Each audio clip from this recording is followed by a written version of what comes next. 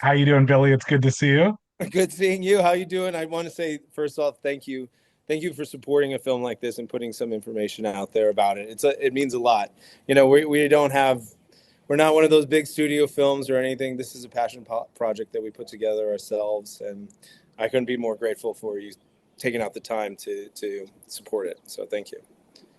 Of course. No, I had a lot of fun watching it. I also spoke to your directors, and they said that they had seen you a lot as the tormentor, and they liked the idea of you being the tormented for once. How do you feel about that? Have they said this to you previously? Yeah, no, they said that when we first were starting it, but like again, to be working with Peter Sarsgaard over here as the tormentor.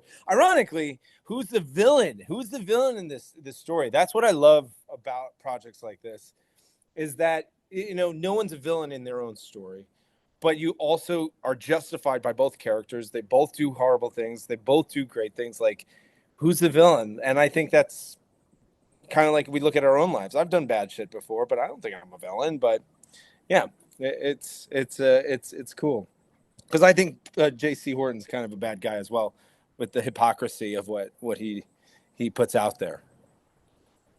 I don't know that he's quite as, scenery chewing as, your Roadhouse character or Byron Gogol or anything like that. But I think there's a little bit more good that's hiding somewhere within him, or at least what he tries to put out in the message, this fake message he puts out to the world, which Yeah, counts for something, maybe.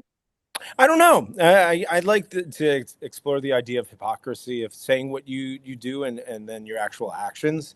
And I always find that fascinating as a character, just hiding behind the veil of this idea of being someone great rather than just being a complete asshole. And I think it like relates to modern times now, to tell you the truth. We look at social media and like what people put out on the internet and they're like, hey, look at what I'm doing. It's so great. If it was so great, why do you have to videotape it? Why do you have to tell everyone? Just do it. Yeah. I also think a lot about the anonymity of, social media and the fact that in this case, it's like John Wilkes Booth and, not being caught right away for the assassination of Lincoln. People didn't know what he looked like. People can't verify what he's doing and the fact that he's not actually where he says he is, which is really interesting to me. Wow, I didn't expect a John Wilkes Booth reference. That's awesome.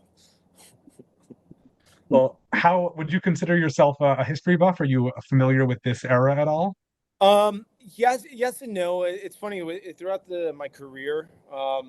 It's always like when I fall in love with a project or a character or an idea of a script, I go on a deep dive about that time period and explore those aspects of the world. I can't say it's like a blanket statement of the time or anything, but yeah, doing deep dives on the events in a film always excites me or a project. What can you say about your co-star, Peter Sarsgaard?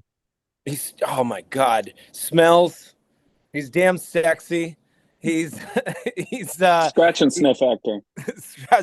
no, I've got the fortunate opportunity to work with some amazing talents out there.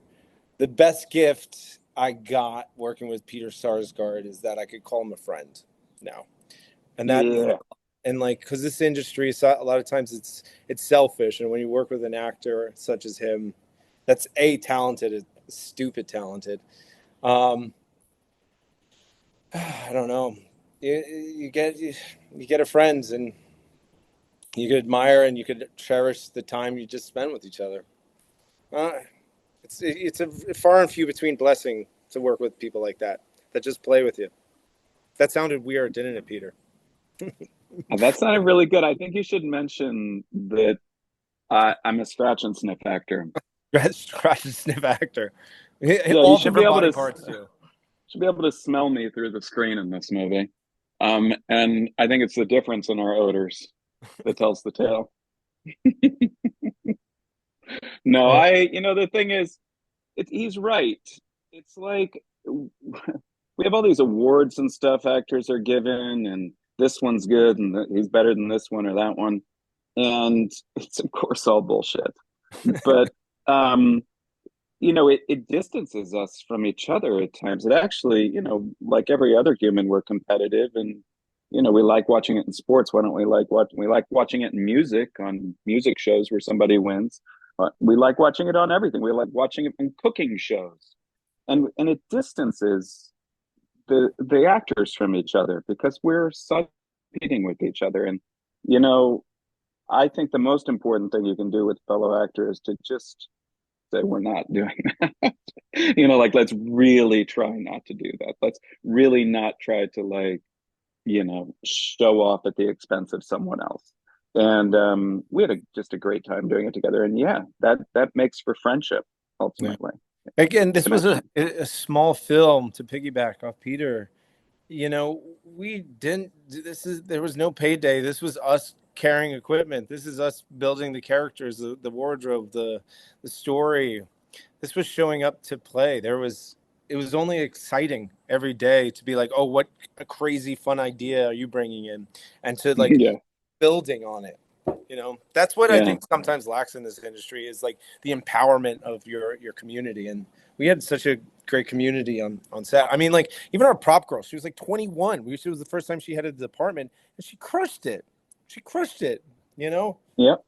And support your my dog. dog was fully leashless, walking around the I film knew set at I all knew where times. knew the cues, knew when to Knew the go. cues, knew when to shut up. Yeah.